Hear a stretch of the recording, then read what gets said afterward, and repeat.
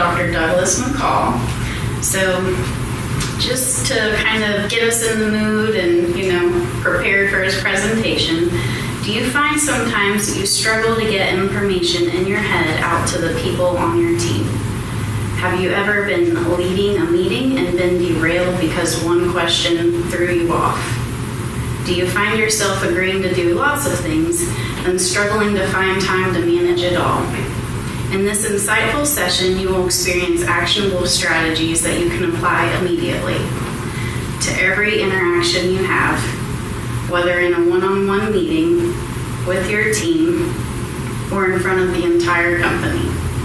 You will learn effective techniques to clear away clutter, to home in on a fine-tuned message, develop rituals to avoid getting sidetracked, and examine your habits to increase your authenticity. Our guest speaker has struggled with these very same challenges as he first started his career as a teacher. After 25 years in education today, he speaks to corporate, educational, and community audiences. He harnesses his extensive research into identity alignment, creating meaningful and thought-provoking instructional experiences to help us, not US, I didn't read this beforehand, help us improve clarity, composure, and credibility to strengthening executive presence. Sharing with us how to align who we are with how we show up with executive presence for HR professionals. Let's welcome our Tri-State Chapter Identity Doctor, Dr. Douglas McCall. Good morning, Tri-State SHRM. Folks online, folks here in person. Thank you so much for welcoming me to your chapter. Also, thank you so much to the folks who braved dinner last night. That was an absolutely wonderful time and a great little spot. Baumhof, really nice place here. I hope to come back to that place, so thank you very much. I want to start with a couple of questions for you. You heard some questions in the introduction, but I have a few more. Have you ever struggled to stay calm when everybody thinks their fire is the top priority? Do you struggle to balance the trust of the employees and your management? Do you find it hard to get employees on board with policies that you may or may not have helped write or had any input into at all? If so, this session today, our conversation, is going to help you communicate with clarity. It's going to help you stay composed under pressure. And it's going to help you build credibility in every interaction. The word executive presence is out there. You can search it. It comes up all the time. It means a lot of different things to a lot of different people. My question for you, and this is a response item, my question for you is, what do you think of when you hear the phrase executive presence? Folks online, feel free to drop something in the chat to answer that question. What do you think of?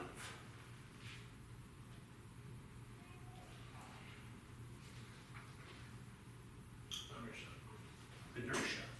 Okay. What else?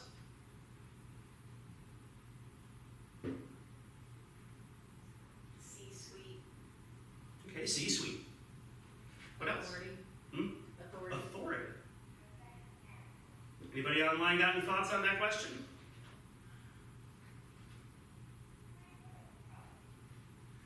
So, executive presence, it can mean all of those things.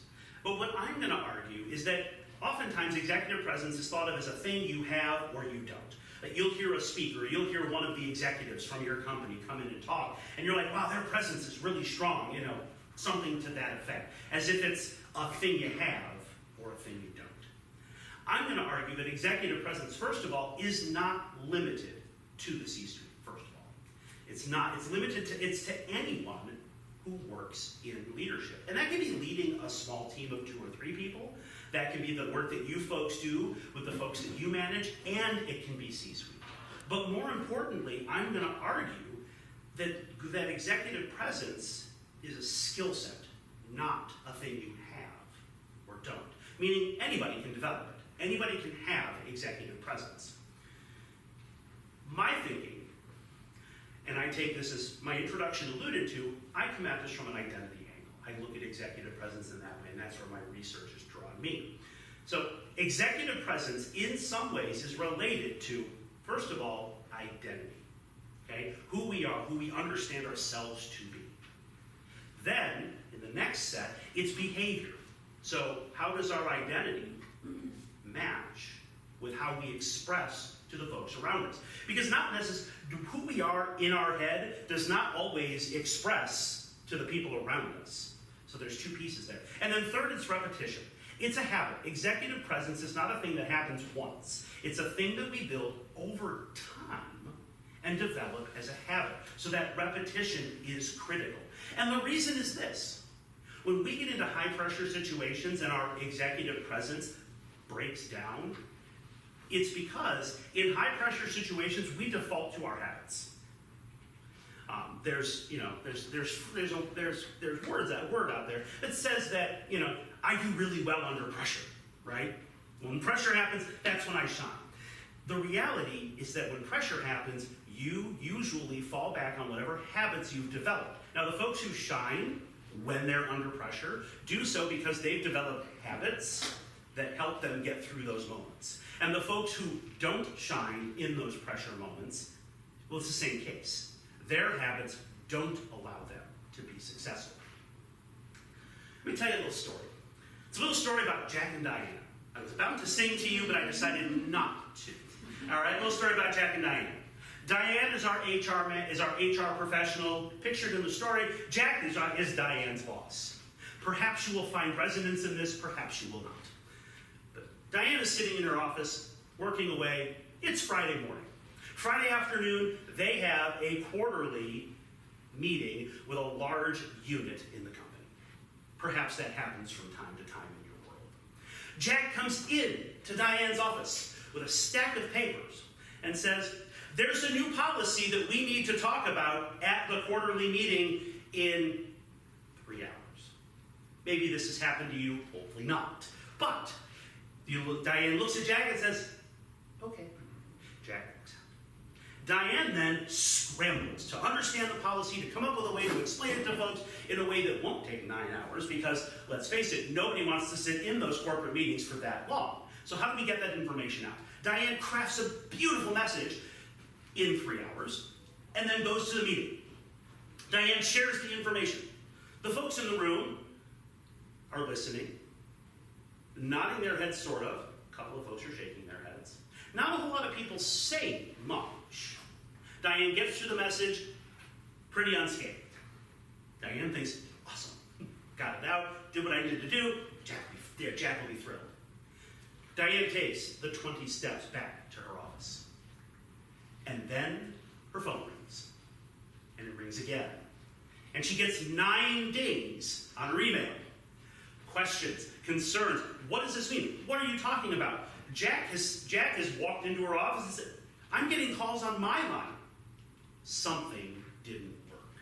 Perhaps you better. All right. You have a session handout and a little colored card. I'm going to ask you to put the colorful card off to the side. You will not need it till the very end of the presentation. You've also been presented with a pencil. That is so that you can engage as much as you want to in this. I encourage you to take copious notes as you feel so pulled. Now, on the session handout, the top is a summary of what I'm going to talk about today. You can read it if you like, or you can have it for later. The next page is a notes page. Front and back is just lined paper. I gave you some free lined paper. You will need a little bit of it, but I would encourage you to take notes there. And then the next 3 pages are some tools that I'm going to talk about as we go through the presentation. So that's the packet in front of you. That is yours for being here. Folks online, there is a way for you to get it as well. All right. So, this session, the work that I do, stands at the intersection of 3 places. The first is professional competency. Learning and developing and building the skills in executive presence will make you more competent at the work you have to do. One of the things I got in the conversations that we had last night was that many of you went into HR because you wanted to work with and help and deal with people. The skills in executive presence, while not exclusively HR focused, will improve and help you develop competency in dealing with people and working with people and making sure that you're helping them to grow in the ways that matter to them. Secondly, it will walk in the circle of ethical leadership. Some of the stuff that we talk about, especially when we get to the third item that we're going to talk about today, talks about how we behave ethically in our situations. And that means a lot of different things. In the HR world, ethically means a lot of different things. It means the one word that I know in HR, which is compliance. That's my word. That's the only one I know. But that's part of ethical leadership. But ethical leadership is also how we deal with the folks that come to us. When they come to us with the challenges and the fires, that's also ethical leadership. And then thirdly, it walks in the world of continuous learning. All of the skills that I'm going to share with you, that I'm talking about, are not a thing that you do once and forget it. It is definitely not a set it and forget it situation. It's continuous. It requires development on your part. So continuous learning. As it would happen, these three circles are also important to SHRM. When you look at the professional development principles in SHRM, there are 5 of them. These are 3 of them. So it's important to what your organization already stands for. You've been sitting and listening to me drone long enough. Time to do an activity. Take out the lined paper. Folks online, just make a note on your computer, open a Word document. So here's what I want you to do. Think about a moment where you have to present something to your team. And how you define your team is entirely up to you. It can be the employees who work for you. It can be a quarterly meeting. They'll define that in your own way. But what I want you to do is imagine that message. You have to share something with them. It can be a policy issue. It can be whatever. Think of an HR-focused thing. Perhaps something that you've given recently or that you may have to give in the near future. And what I want you to do on this piece of paper is I want you to write the message exactly as you would say it to the folks you're explaining it to. Exactly as you would say it. Okay? We talked a lot last night, or just a little bit. We talked about AI. So if you want to take out your phone and chat GPT this, I am totally okay with that. That's how we work in this world. AI is a tool. Folks online, feel free to kick open that second screen. I will give you a couple of minutes to do it, and I'm just going to step back.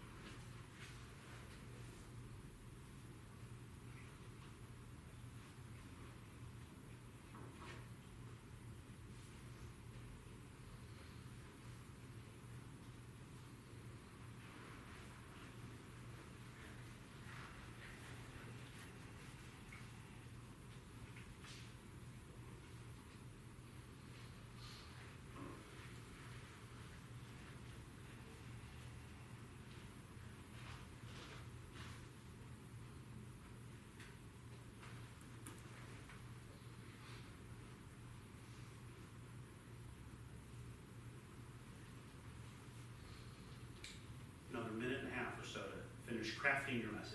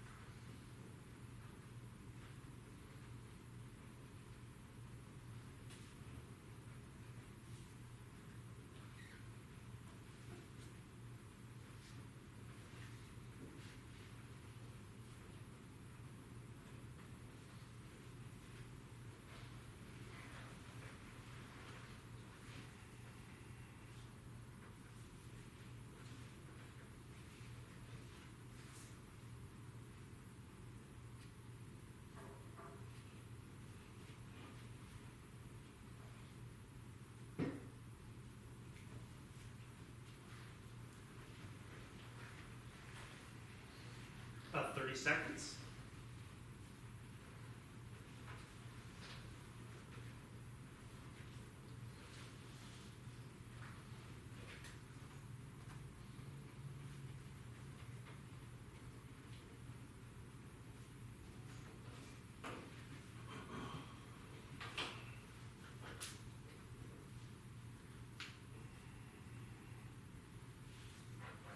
All right, so go ahead and finish that thought, but we're going to go ahead and move on. Hey, there it goes. Awesome. So I've talked about executive presence for a few moments now. Through my research into identity and the work that I've done, I've boiled down the concept of executive presence into 5 skill sets that you can develop. Those 5 skill sets are the 5 C's of executive presence. I find it works better when we have little mnemonic devices. So the first is clarity. The second is composure. The third, credibility, connectedness, and confidence. Those are the 5 C's of executive presence. However, knowing the limitations of time and realizing it's early in the morning, I boiled this down to the 3 that I think are most important. So the 3 that we're going to focus on today are clarity, composure, and credibility.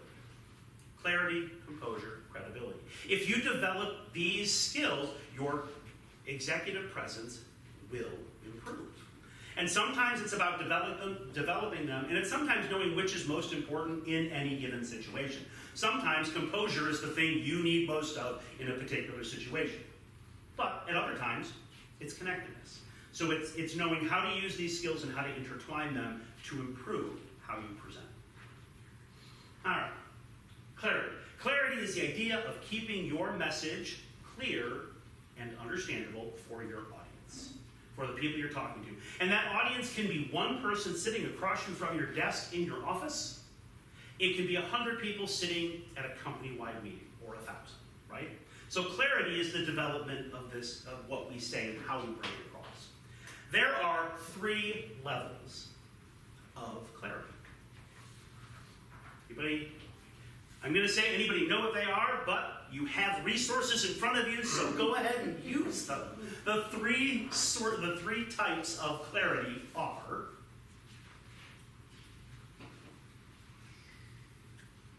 feel free to speak out loud when you got it.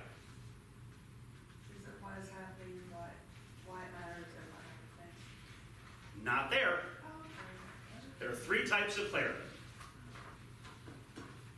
The first is internal. Internal clarity is, do you understand the message that you're trying to deliver?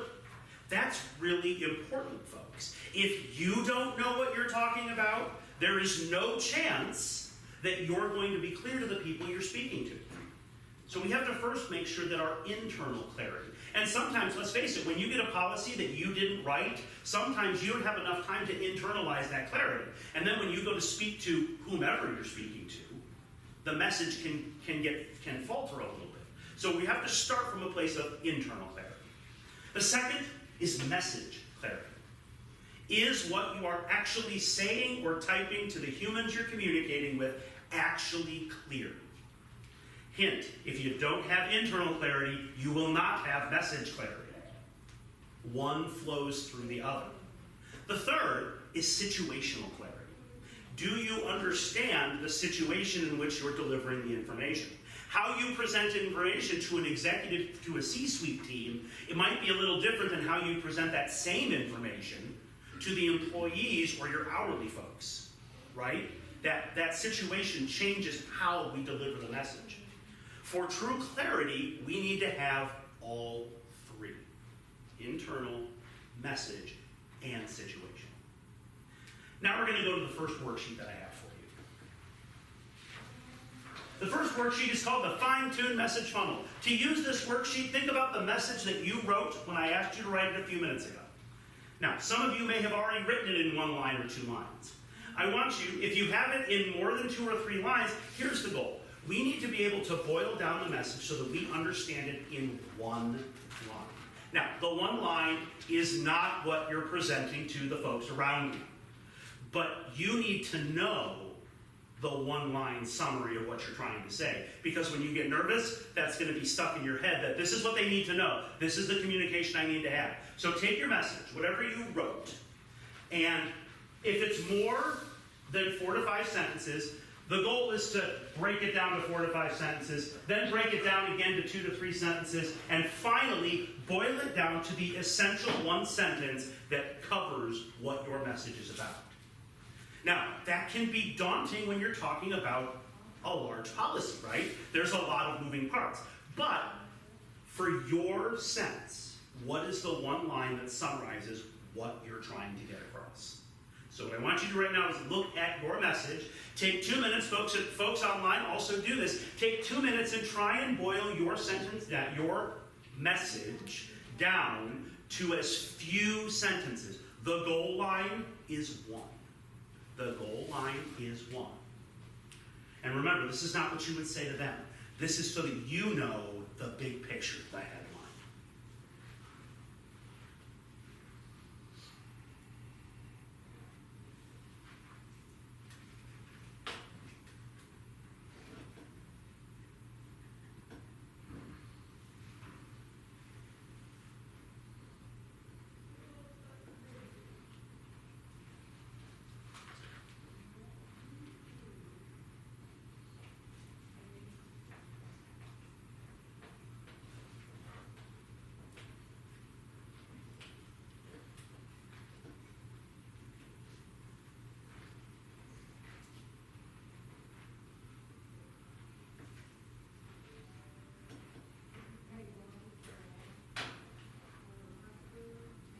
Another 30 seconds or so to think about your sentence, your 1 sentence.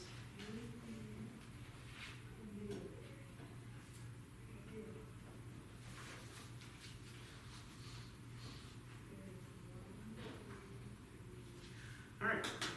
Do I have a volunteer who's willing to read their initial message and their one sentence headliner, either here or online? Excellent. And remind me of your name again. Sally.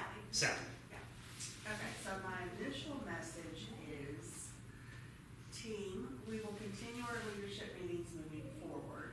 How would you like to see it structured regarding information shared and the scheduling for each meeting? Your input is important so that we get the most from the time spent together. Please respond to me by Friday morning. All right. And the 1-liner? I need feedback in the structure and frequency of leadership meetings from everyone by Friday. That's excellent because it tells you exactly what you need to know. It's because the reality is that sometimes in meetings, we lose track of what we're actually trying to communicate. So you've got it boiled down to that 1 sentence. And for being a brave soul first thing in the morning, you get a book. All right. I would love to do this for everybody, but time waits for no one. So, composure. What does that word mean to you? What is composure? Folks online, feel free to throw something in the chat for Josh to read out loud to me. When all those fires are coming in, being able to keep your cool and hold the fire hose. Sure. Keep your cool and hold the fire hose. Love it. What else? Anything else that it means? Composure.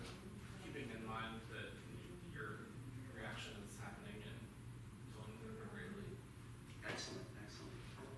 Any other thoughts? The folks online Sure. I have the original. Yeah, so we had keeping it cool while holding the fire hose, and we had. I know, it was 30 seconds ago. I apologize for asking you to say it again, because it was really bright. It was about knowing our internal emotions and keeping them in line while dealing with the situation. Right. Sorry, folks, I didn't realize. I thought I had the original sound on. It may not be working as well as one would want. All right, so that's what a lot of people think. For me, for a long time, composure, and this is going to expose my inner nerd, but for me, composure was the image of Spock from Star Trek. Like no emotional reading. They talk about throughout the series that he has emotions. He's just learned how to control them, and I won't go full nerd and start quoting it. But that's the idea. The reality, and it's very close to what Shane said, the idea of composure is not being flat, not being emotionless. That's not what we're going for. It's realizing that we are going to have emotions in every situation that we deal with. Things are going to irk you. Things are going to make you happy. All sorts of. You're going to experience all the feels, as my children would say. But the key is not to let all the feels derail your training, especially when the situation gets difficult. And let's face it, with composure, that's when composure is hard. Composure is easy when you're having an easy conversation. It's when you're being challenged. And that's when composure starts to break. Composure breaking can look like talking faster, talking louder. It can look like sweaty palms. It can look like tension in the body. It can look like weird pacing. Not the pacing that I'm doing, which is totally deliberate. I do it on purpose. But it can look like that. There are lots of ways that composure can be restating your position aggressively. That's when composure is breaking, right? All of these can be breaks in composure. So now I'm going to draw your attention to the second worksheet, which is called the Pressure Pattern Audit. It is a 2-pager. It's the only 2-pager that you have in the packet. So now we're going to walk through this a little bit. All right? So the thing about composure is not something that you can get immediately. It's not something you call upon like flipping a switch. Composure is a habit. It's built over time. And part of it is knowing what triggers your moments of non-composure. So what I want you to do, take a moment right now, and folks online, I will give you the information. What leadership situations seem to test your composure the most? Think of 3.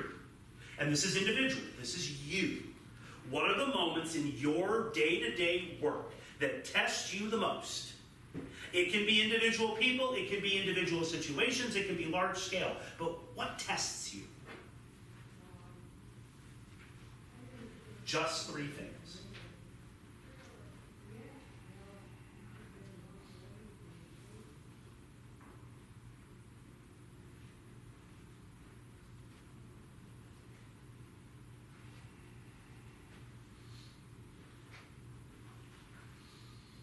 I'm only going to give you another 30 seconds on this one, and then we're going to continue on.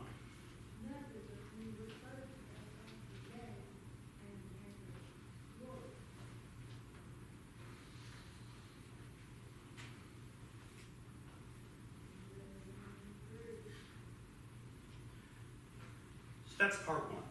Part 2, pressure is predictable. Preparation reduces reaction.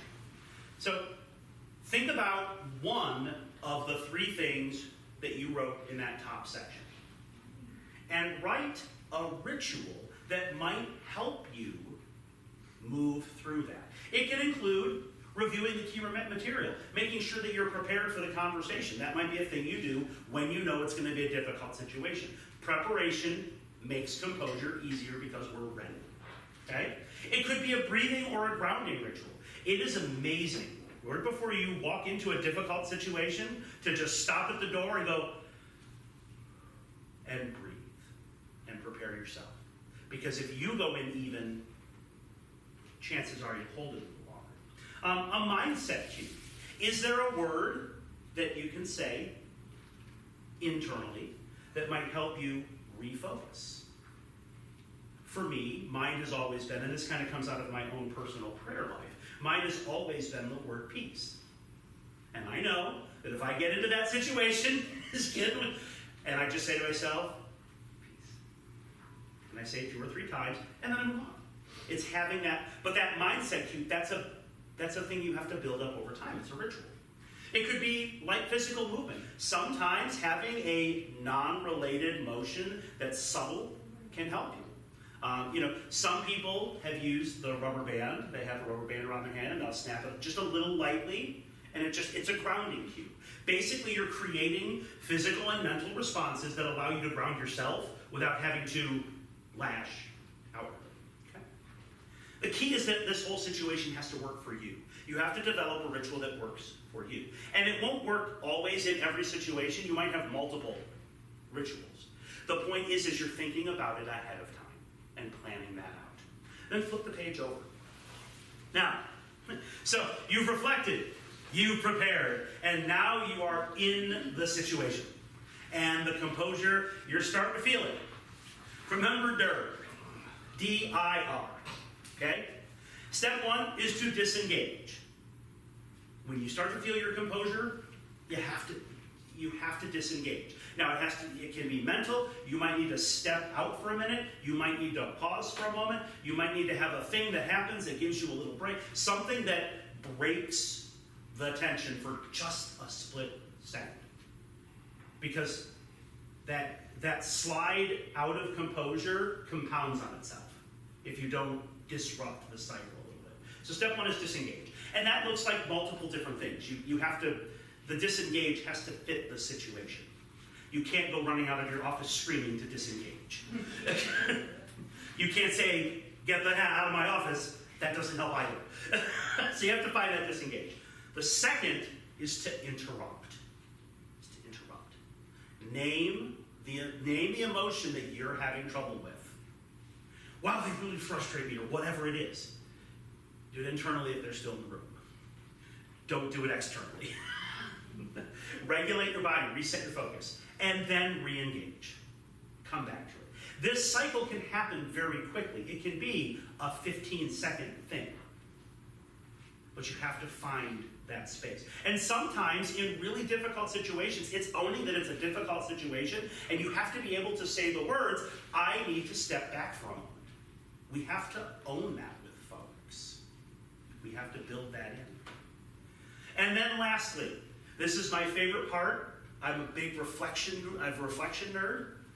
Give yourself some grace. After the situation is over, whether it ended well or it ended less than ideally, reflect. Go back, look at this worksheet and say, okay, what went well? What didn't go so well? What do I need to change about my ritual? What do I need to change about my DIR? What do I need to do differently so that next time it goes better? That's the most important part. So often we forget, and I've been a teacher for a long time, and I've taught teachers for a long time, and one of the things that I talk to my teacher candidates about is the value of reflection. It's great that you did the thing, but if you don't take the time to say, okay, how did the thing go, and how will I be better next time? So step 4 of this worksheet is the single most important part of the worksheet, because it's how you set yourself up for success in the next situation. Awesome. All right, on to number 3. Credibility. Credibility is the easiest one to understand. We all kind of understand credibility. Credibility for me, and for the context in which I'm using it, is, does what I'm saying match my actions? If you do what you say what you do. That's credibility. Credibility takes time to build up. It also erodes. Sometimes it erodes quickly. Like somebody can break your trust super quick. And you've been there, you've had that experience. But it can also happen very slowly. Credibility is a thing that we don't look at, we don't think about. So sometimes it looks like these things. We agree too quickly, and then things get shuffled behind, right? You say you'll do X, Y, Z, you do X, Y, Z falls off the side. That becomes a credibility if it happens over time. You have sending mixed signals. What you say doesn't exactly mesh with what happens, so that communication breaks down. Evading difficult conversations. I mean, let's face it, in the HR world, you spend a lot of time having difficult conversations. But sometimes, we're like, oh, I have to deal with this, but I'm going to deal with it later. I'm just going to push it, I'm going to put some other work in its place. Right? By not having those conversations, that's also a credibility challenge. Because folks will start to realize that you do that over time. Oh yeah, I don't have to worry about them. They're going to push this off because they don't want to deal with it. It becomes a credibility challenge. And then rationalizing broken commitments. You miss a meeting, or you miss a call, I'll give you a call, blank, and then you don't make the call, and you come up with 14 reasons why you didn't make the call, why you didn't do it, rather than owning that, and that's a credibility challenge. So these are all pieces of it. And now to this worksheet. All right, this is the last worksheet in your packet. This is a reflection exercise. This one is meant to be done about something that happened in your past. Look back at a leadership situation, recent or not, and think about it. On the left side, you've got bullets that indicate hot and cold leadership. On the right side, you've got bullets that indicate consistent leadership. Very few people I've seen like hot and cold leaders, because you can't predict whether they're going to be hot or cold. Consistent. I had an administrator, we fought tooth and nail all of the time. But I knew exactly where she stood every time she spoke to me. We disagreed, but I knew what to expect because she was consistent. I had another administrator who you could never predict what that guy was going to do, ever. It was frightening to walk into his office on every day. I took the one that I fought with. I would much rather work for the one that I fought with all the time because I knew what to expect. So you look through this. So are you making big promises and leaving deliverables unfinished, or are you committing conservatively and delivering conservatively? That's that idea of overpromise or overdeliver, or underpromise, overdeliver. I was flipped really around. But you go through this checklist and be honest with yourself about how you handled yourself in your last leadership situation. Most of us, myself included, will tick some on both sides. The goal is to be all on the consistent side as best you can. And then at the bottom again, you'll find my reflection questions. Where did you consistently, where did your inconsistency, there's an R missing in that word, most weaken your credibility? All right? What is one commitment that you will make smaller so that you can deliver it consistently? And what is one concrete step that you will take to be more predictable in your leadership? And again, this question can be asked of anyone at any level. Anybody who leads a team. It doesn't matter what level we're talking about. All right? So now, we are going to go from theory to application. So, here's what we're going to do here. And folks online, you are going to play along as well.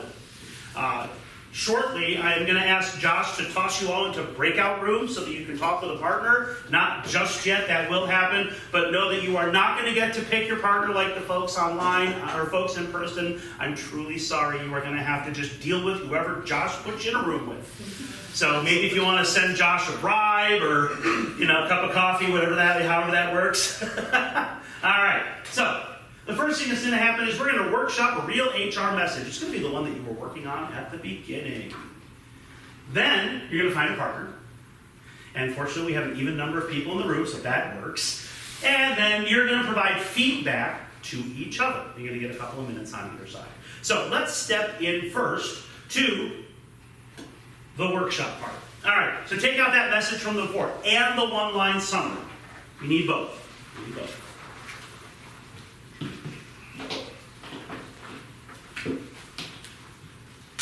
All right, the first thing I want you to do is we're going to add some clarity to your message, or create some more clarity around your message. The first thing I want you to do, the one-sentence summary is your headline.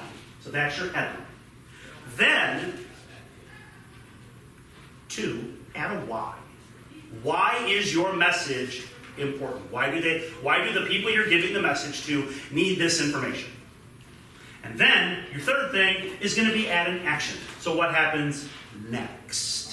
Whatever that means. Your messages are all different. So, headline, why is it important to the people you're telling it to, and what happens next? Only those 3 items. Take 2 minutes and do that now.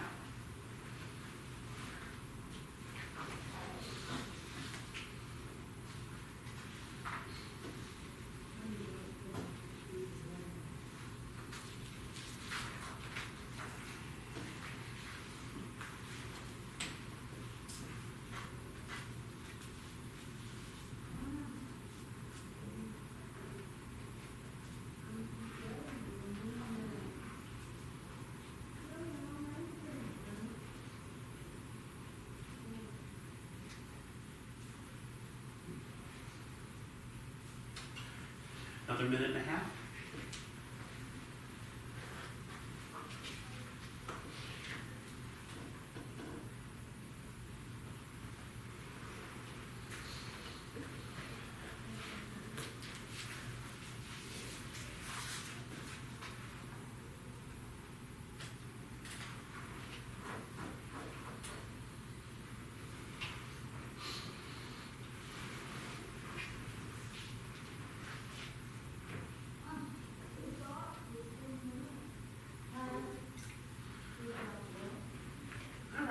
Now we're going to take that same message, we're going to travel forward with it, we're going to build in some composure early on. You're going to add one of the following to your current message, that is the headline, why, what's next. That's your headline, why, what's next. So now you're going to add, and this is for you, you're going to add one of the following to your message. Your choice, dealer's choice. A steadying line. A steadying line could be something as simple as, okay folks, I want to be clear about what I need to tell you next. I want to be fair about it, whatever. Come up, that's a steadying line. You could add an acknowledgement. I know this is complicated, I get it, I understand this will take some time. That's an acknowledgement. That's telling the folks that you're talking to that you understand how this message may or may not affect them. Or you can add a boundary. This is what I can tell you, this is what I can't tell you. You can add one of the 3 of those only. Pick one and add it to your message.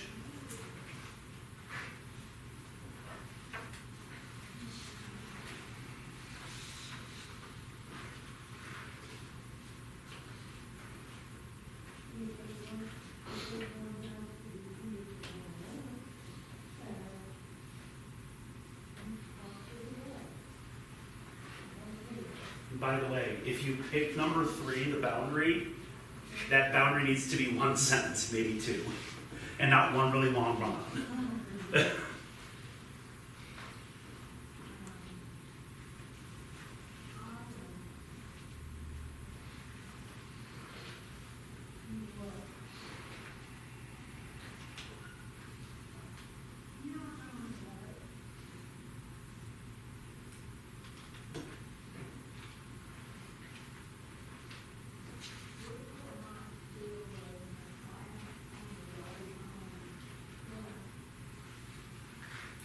Another 30 seconds, in case you're not already done.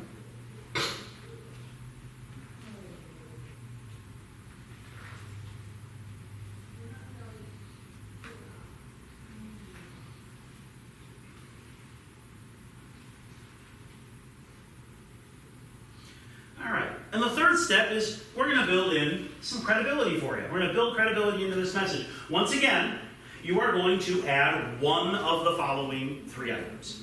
Okay, number 1, a timeline. So Sally's message at the beginning said that by Friday you need to. That's a timeline. You're giving them a very specific timeline of what will happen next, right? Number 2, a follow-through commitment. Follow-through commitment says that if anything about this changes, I will notify you by X. So it's giving them something that they know that you will follow through at some point. Or, more specific, a next touch point. Meaning, I will reach out to you individually by blank to discuss. So, follow-through commitment is more generalized. Touch point says, this is when. I'm going to reach out to you on Friday. So add one of the 3 of those to your message. Add one of the 3 of those.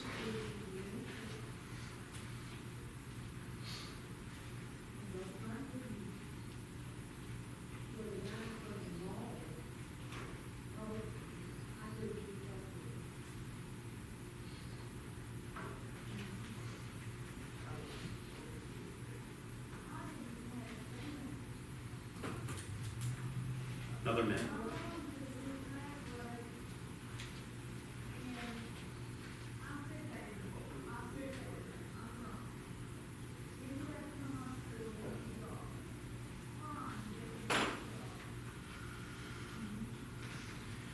All right. Find a partner. Josh, go ahead and toss them wherever they need to be tossed. Oh, don't toss them just yet. Let me give the instruction set. All right, so here's what's going to happen. In the next group, in the next activity, you're going to have about 4 minutes. 2 minutes per partner. If there's a 3, is there an odd number? There are 3. So you're just going to have to shorten it to a little less than 2 minutes. So 2 minutes, partner A. What happens is partner A shares their original message and what you just finished workshopping, the smaller version. Okay? That's partner A shares that. Partner B offers some feedback. Could they tell what the headline was? Could they tell what the credibility anchor was? Could they tell what the composure? Could they pick all that out? 2 minutes. Then flip. Partner B does the same thing. Reads their message, and then their revised message, and you offer the same feedback back and forth. All right? So go ahead and toss them into breakout room, or if they're all the 3 of them, I guess they don't need a breakout room. Actually, it would help because then I won't hear it in my ear as they're talking. So go ahead and partner up and do.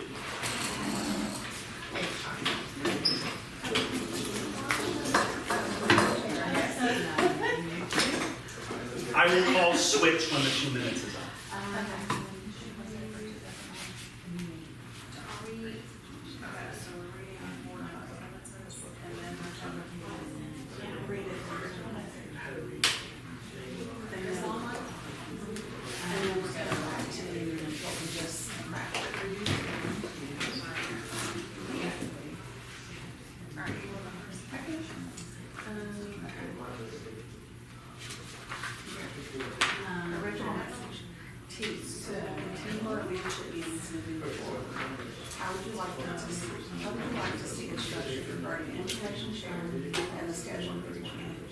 Your input is important so that we get the most from the concept together. Please respond to me by Friday night.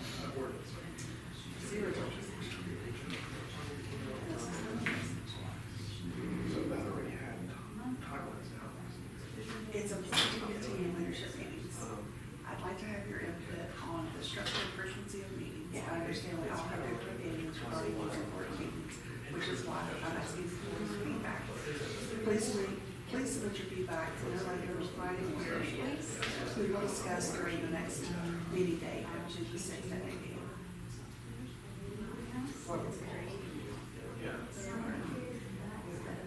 Is that the final one? Oh, okay, all right, so first I'll tell you what the headline is. Headline is your feedback about the okay. Why is there more? Okay, so just You just want to tell you what the next thing. There's a timeline in here. You gave the timeline. This in the middle. Second line, acknowledgement of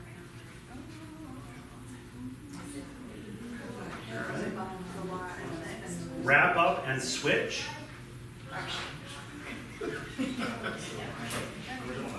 Yeah, that's all right. So this is more complex.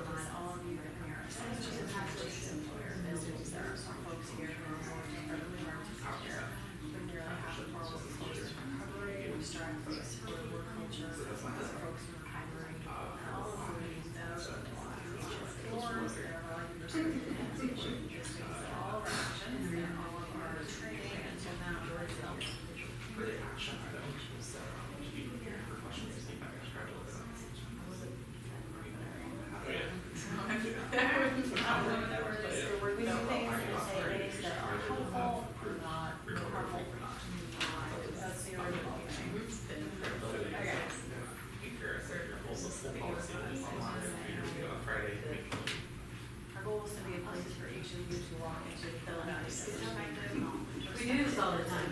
That's good. And the background, we already knew. Well, that does help. Institutional knowledge is quite helpful.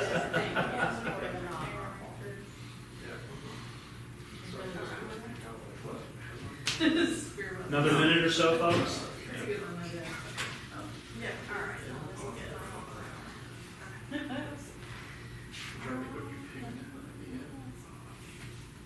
Our collective actions need to be. It's not. Collective actions with each other need to be helpful and securely or harmful. Why? So everyone feels respected. I believe that's what everyone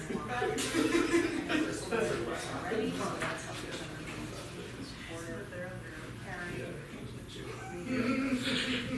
If you can warn the online folks to come, actually just pull them back. No warning. No warning, just rip the Band-Aid off. Come on back. 60 seconds to mature. There you go. Or we'll do it for you.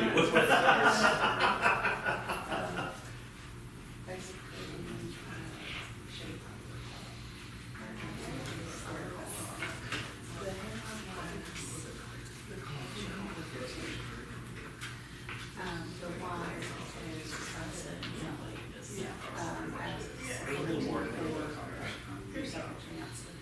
Give me a thumbs up when they're actually back. 27 seconds. Awesome. I don't care what you go, you can't stay here. Excellent. They did not need the 60 seconds. All right, we're going to wrap this up. So, realizing that in your world, your messages are often a whole lot longer than this. And that's totally okay that they are, but this process forces you to really think about what you're communicating to them and how you're communicating it to them. If you take the steps to think about this, even if your message is much, much longer than this, if you think about, this is how I clean up the clarity, this is how I make sure that it's that I built in places where I will maintain my composure. Because let's face it, if you're delivering the message, people are likely to ask you questions. And sometimes those questions don't hit you the right way. Not that they meant them in any particular way, but they just hit you differently. If you've gone through and built in these composure pieces, then you're ready for it. You've thought about it. And the same thing with the credibility. Adding those steps of, this is when it's going to happen, this is what I'm going to feed, this is how I'm going to follow up with you. Even with difficult messages, it at least gives them a place where they know that you're going to touch back with them. So that brings down that a little bit and it builds your credibility. So throughout this session, again, we did three things. We talked about how to communicate with clarity, how to stay composed under pressure, and how to build credibility in every interaction. At this moment, I'm going to give you the opportunity and the folks on our three folks online. What questions do you have for me?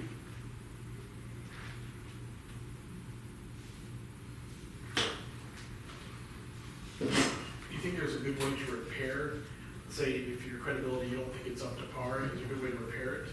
Absolutely, absolutely. And it falls in making sure that you're doing all of these steps. First of all, that's where the reflection piece is really going to, where did your credibility break down? What was the thing or series of events that led to your credibility not being as strong?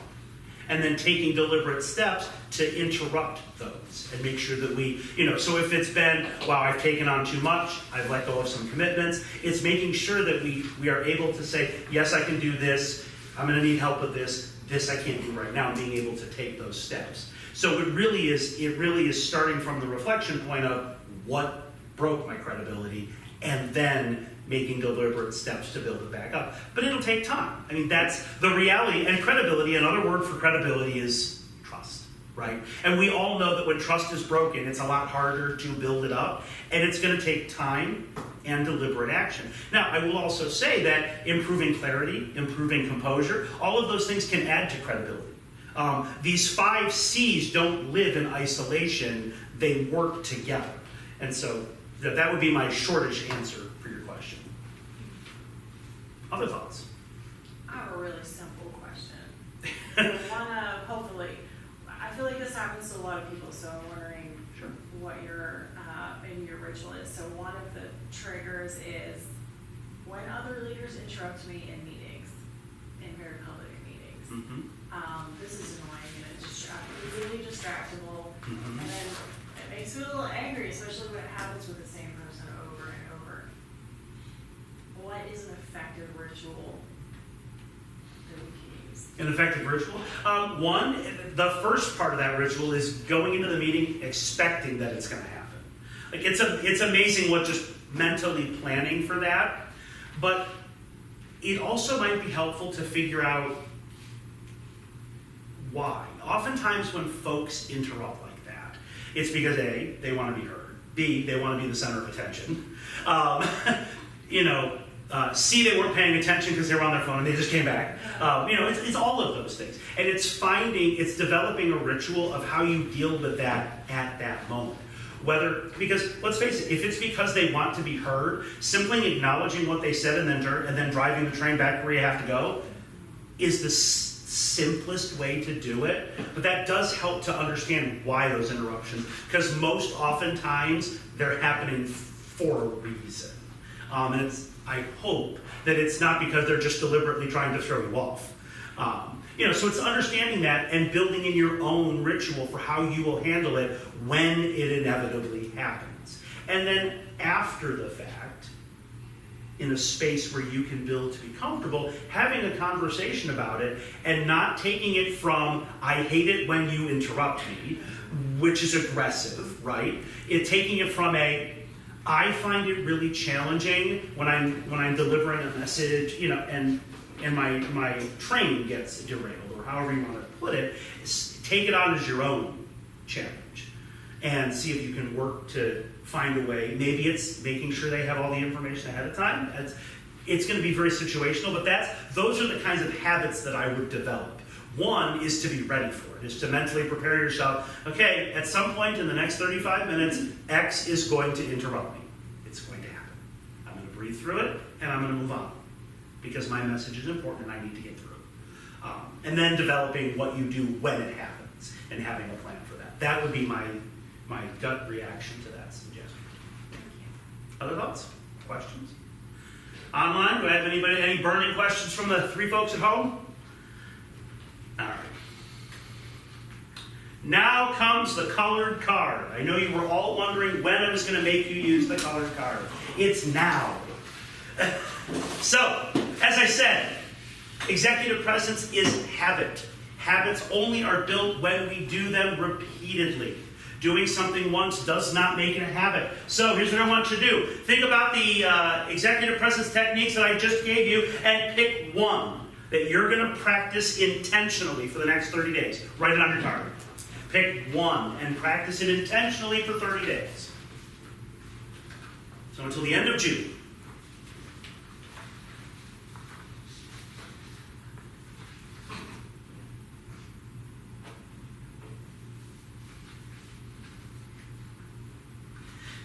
As you're finishing that, answer these 4 questions. Where will you use this? It's not just to pick the technique. What situations are you going to use it in? Then, answer the question, what will trigger it? What is the thing that's going to happen that will most likely make you need to use this technique? Know when it's coming. We make the train much more efficiently when we know when it's arriving. Third, how will you remember to use it? What's going to remind you to use it? Is it going to be a sticky note on your computer? Is it going to be a reminder on your phone? Is it going to be whatever? What's going to remind you to use it? And then lastly, how are you going to be accountable for using it? Sometimes having an accountability partner is great. Somebody in that meeting that says, oh, you told me that you were going to use this technique and I saw you use it. Sometimes it's your own reflection afterwards. Take 5 minutes after the time when you use it, say, okay, I used it, how'd it go? But find some way to keep yourself accountable for it. That card is for you to take with you and to remind you of. And on the back there's a QR code for contacting me. All right. Executive presence.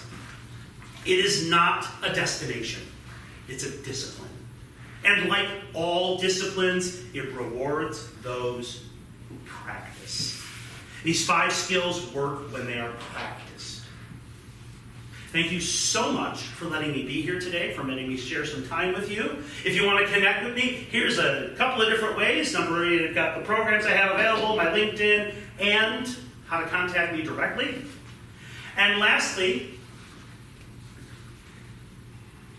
if you scan this code, there's a survey. It's like 5 questions. If you fill out the survey and throw your email address in there, I will send you digital copies of everything that's sitting in front of you right now, so that you can have it. Because those worksheets are just that. They're meant to be used over and over and over again. They're meant to be used with other people when you're counseling your employees on things. Sometimes these can help.